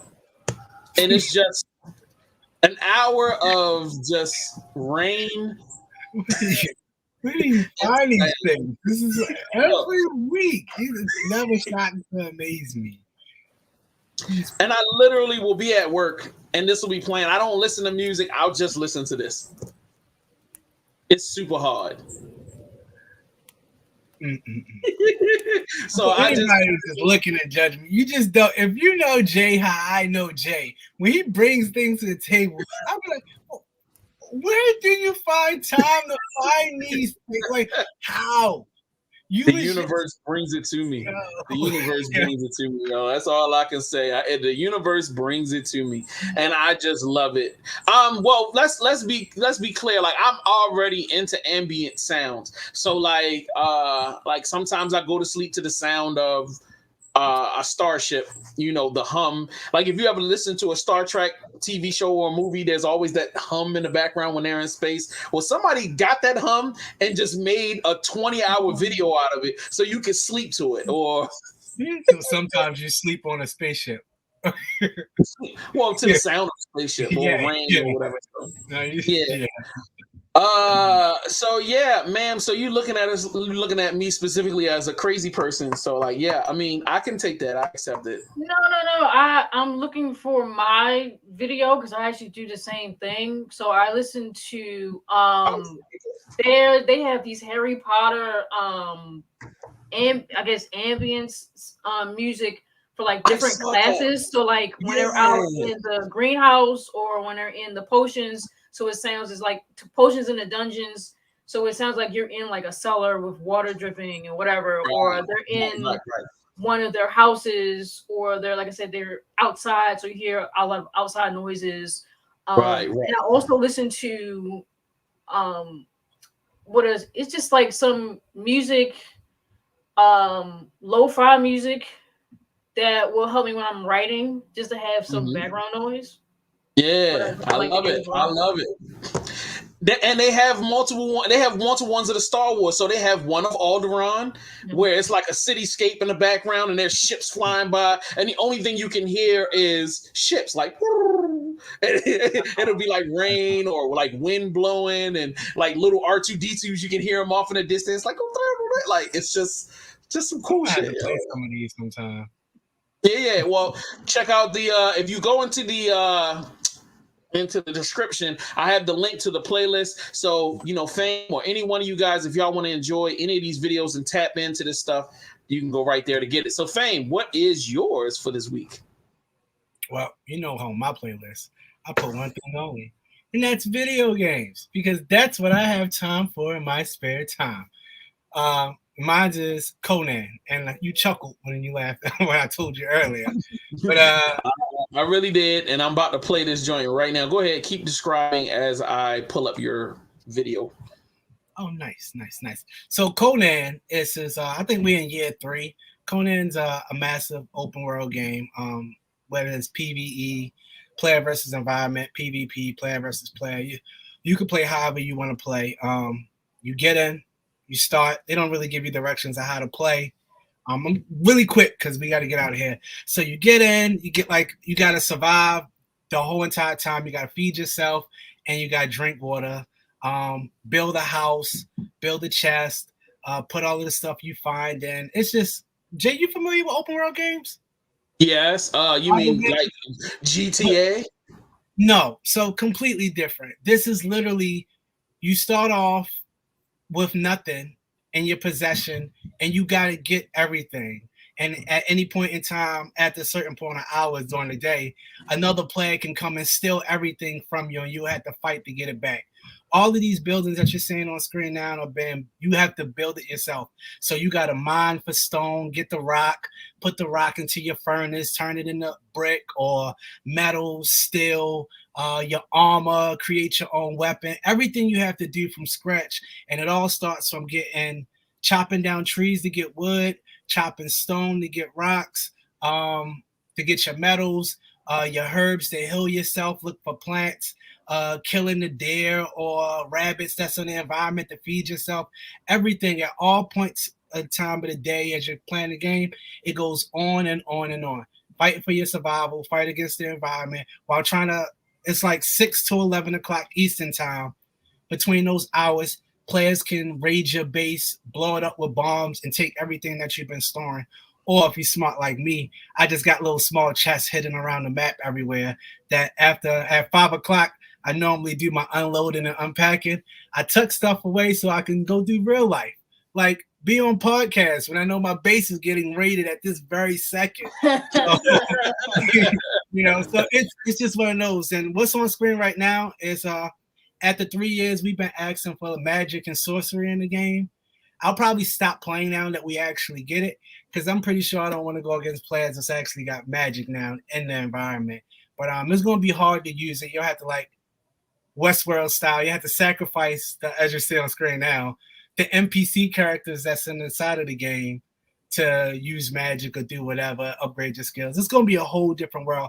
I haven't really gotten into it, but if what I said so far interests you in video games, Age of Sorcery is about to drop on Conan.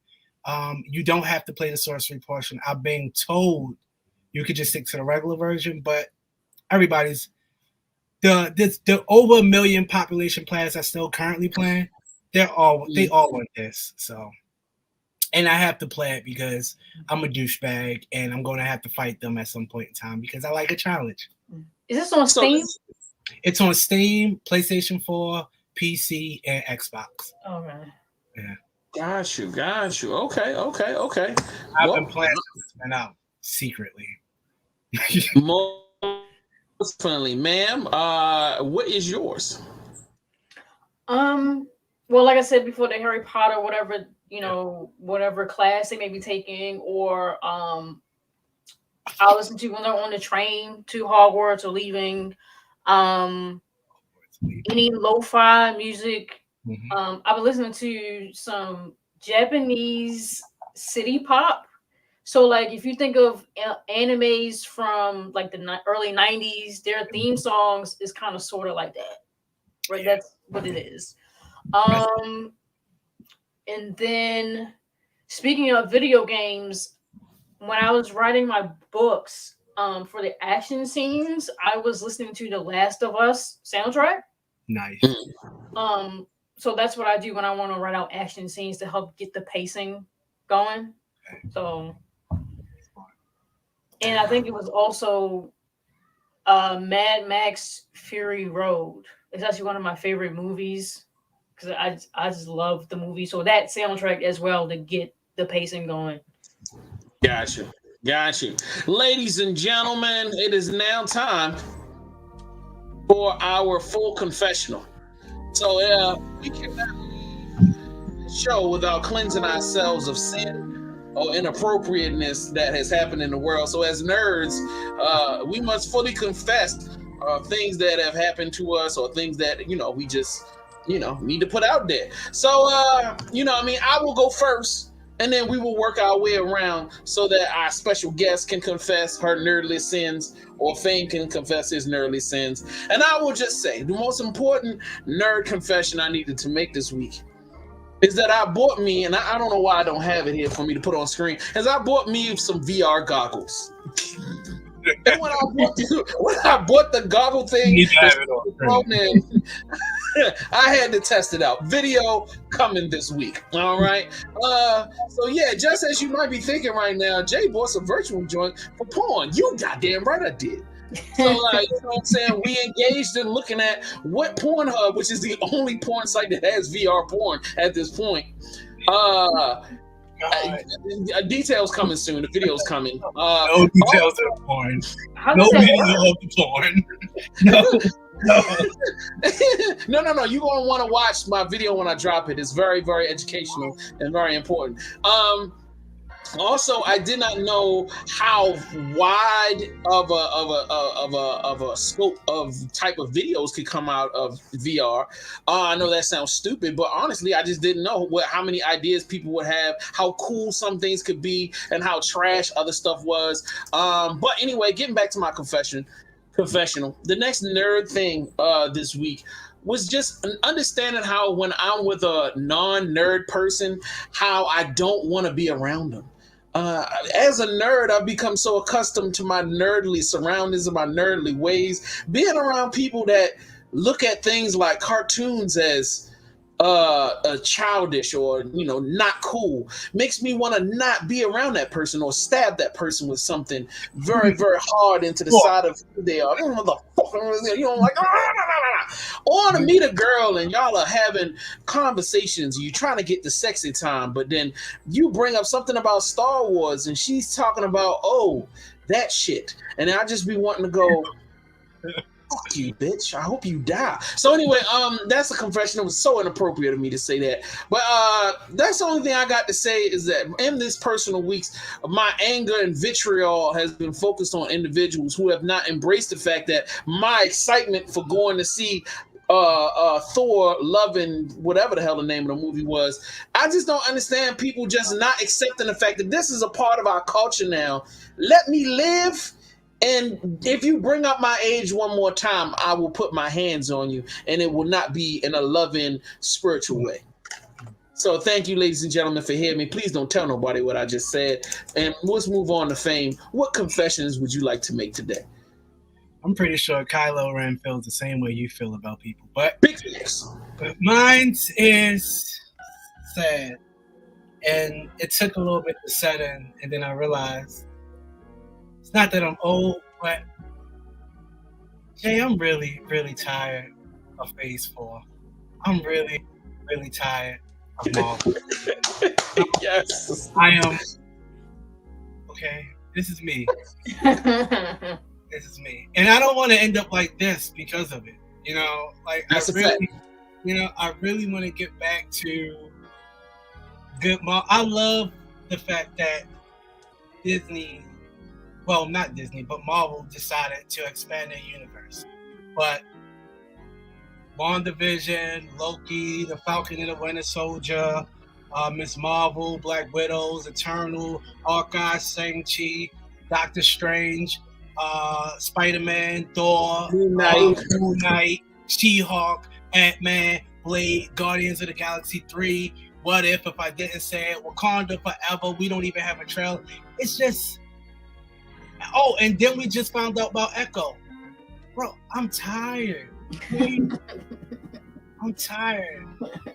I've seen some of it already, and I don't even care. It's like, I get through some of Moon Knight, and I'm like, oh, why? What are we doing? Why? What are we doing? With some credits of movies these days, and I'm like, the fuck? What does that got to do with anything? Why does it watching it? Why? I'm just tired. Why am I watching any of this? What significance does it have to anything? I'm sorry. This is your time. I apologize. I'm sorry. I'm just saying, sometimes 6 hours of my life, I feel like I should be getting back if it doesn't connect to nothing as was promised. Because after I'm watching it, it's like, oh, that's just set up. And then when I see the movies or the whatever it's connecting to, and then everything I seen in your Moon Knight trailer, your Moon Knight series doesn't connect to anything, I'm gonna be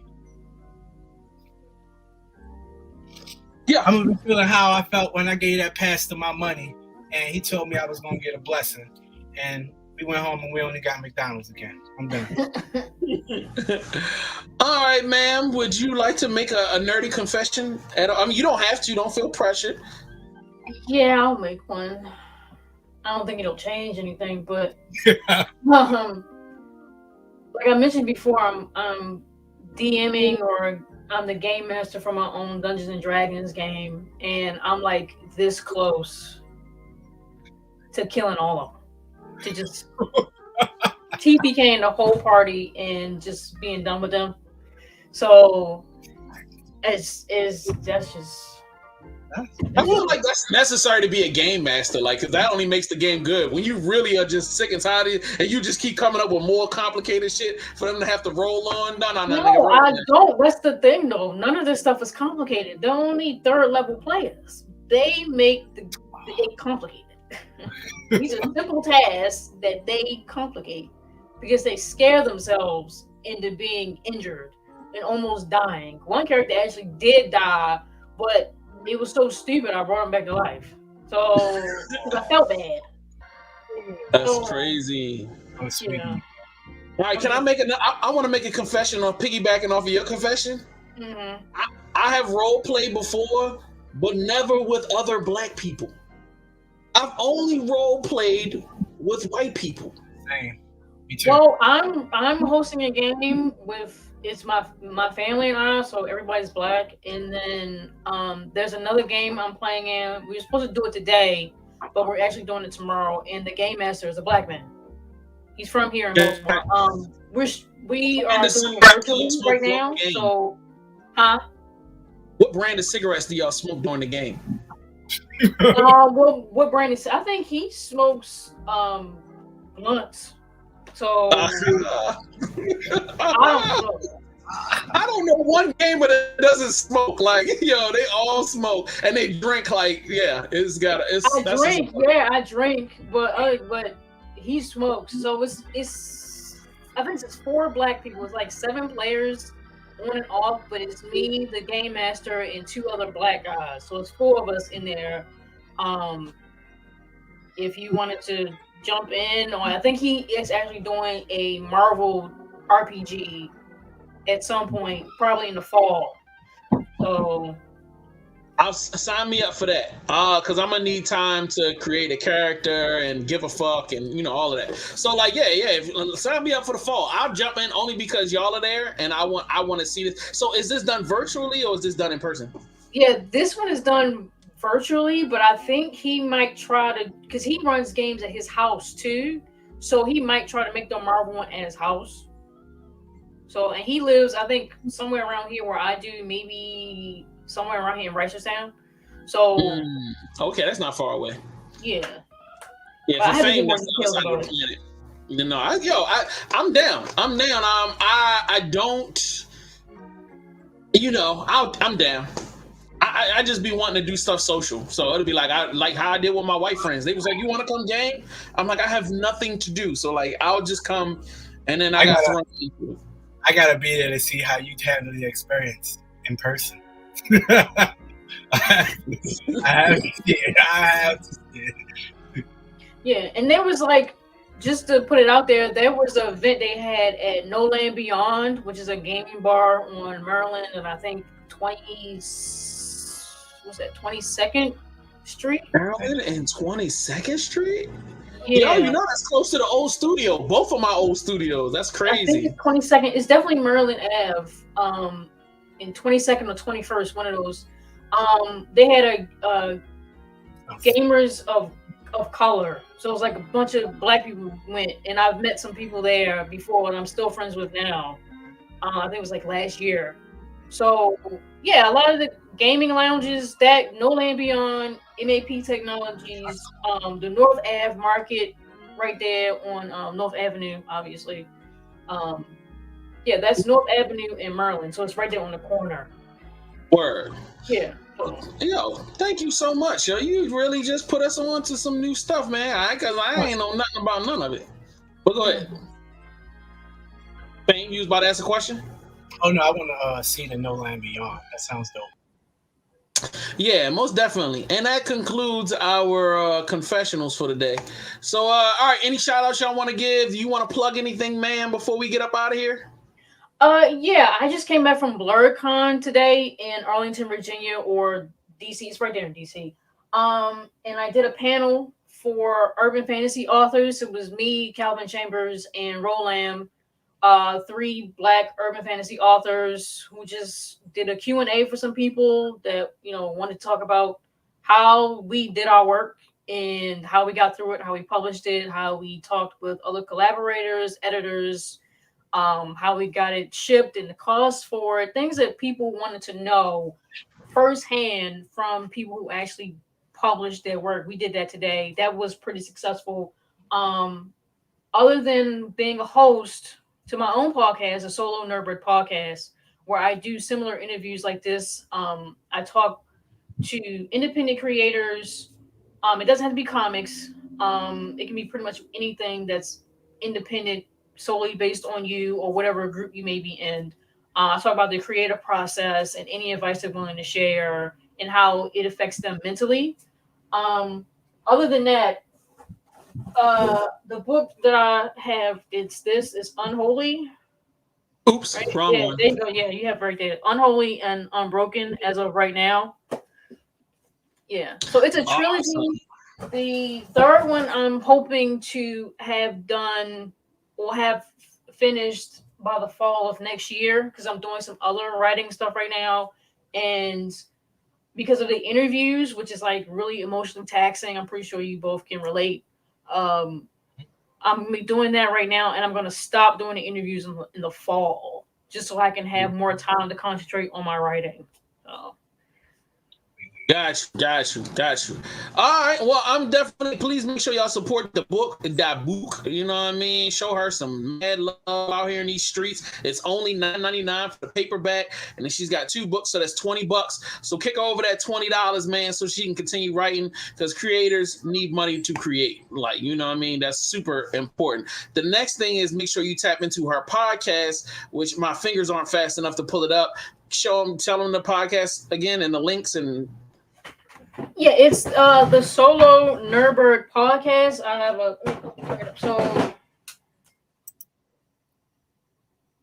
Solo Nerdbird podcast. What is that? Is that blunt wraps or something? What's that? No, it's a business card, fool. Oh. And then here's all the social media. I don't know if y'all can get a clear picture of that. It's pretty much everywhere where I am. If you just put in Solo Nerdbird, I'm pretty sure it'll pop up wherever you go to for your social media. Got you. Super hard. Thank you. Also, I'll be at Baltimore Comic-Con. So if you want to get your own physical copy, you don't want to buy it from Amazon, I'll be there and sign them. So what happened? What? Baltimore got a Comic-Con? Yes, I don't know. They've had a Comic-Con for like 20 years now, bro. Mm-hmm. Yeah. Yeah, like it's gonna be Halloween weekend too. So more than likely we'll probably end up dressing up and yeah, I'll be there. I got a table and everything this year. Bang! Nigga, you hear me talking to you? Quick question. We going to Comic-Con. How do you get a table? I just asked for one. I went to their website and what was it? I think it was like Artist Alley. It's like at one of their tabs, and you just apply for it. It's $100 a day for a table, for a standard 6-foot table, and I think the placement they said is based on how early you submit your application. So I think they're still taking them right now, but you can no longer get a refund if you change your mind. But they're still accepting them. I don't know how long the cutoff is though. So okay, we getting a table. Mm-hmm. On broadcast live. Or you can see you try to get a panel. I might try to see if I can do another panel.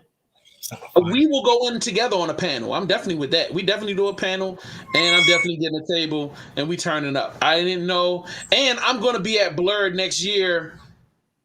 And we gonna do something big over there. I ain't gonna lie to you. I'm not gonna tell y'all what I'm putting in the works right now, but I already got some big stuff going that I'm gonna make sure. Like I didn't know that it existed, but once I found out that it's a black con, a black I think this is the third year. I think this is the third year it's been in existence though, but I think they might start accepting applications. I think it's probably as soon as next week. Because it's over now. So I thought it was so sad they only had Orlando Bloom, and I don't even really consider him a nerd. But shout out Orlando to him. Jones? Yeah, him too. Like, you know what I mean? Look at this mastermind. He already on it. Get a table broadcast. Like, thank you, mastermind. We got it. We gonna be on it. But Orlando. The guy, you know what I'm saying? I saw him and I was like, well, whatever happened to the guy that actually has the Black Nerd YouTube channel and this other person? I was like, man, there's so many other people that I feel like need to be there. You know what I mean? But I understand that that guy got 1 million followers on multiple platforms, and I know he gets paid hella bread to move around or whatever. But, you know, like I said, I'm going to be doing some big things at Black. It's my spot, like, for real, for real. And just, I remember somebody saying it was like this guy had a daughter, and he was like, yo, my son and my daughter loves going to BlurCon because it's the only place where they can engage and have fun with people that look like them to talk about things that they're into. And I was like, bro, that is so big. You know what I'm saying? Yeah, like, it was real black. It was real black. I loved it. Yo, you said that you making me excited, and I want to hang out with you guys, man. I really want to do like a whole Baltimore nerd movement. Like we all got to roll down there, you know what I mean? Shout out to my guy over at the Black Wrestling Podcast, and Where's Buffy, aka my man Ill Fam. But it's time for us to get out of here because I still got a whole nother thing I got to record. You know what I mean? So thank you, ma'am. I so appreciate you giving me your time and coming and being such a great sport and having fun with us. You know what I'm saying? I definitely look forward to doing some more content with you. And we are dragging you to the movies. So you're just going to have to get over it. I'm sorry. There's nothing we can do about it. You're a part of our clan now. So like, we're going to, I'll have to pay for your ticket every month or whatever, but we'll make something happen. Look forward to it. Fame, shout outs so we can get out of here. Shout outs to all my shout outs, and we out. Gee. All right. With that being said, don't forget, follow us on all platforms. Don't forget to Google Play, subscribe, Google Play, iTunes, whatever. And we're out of here.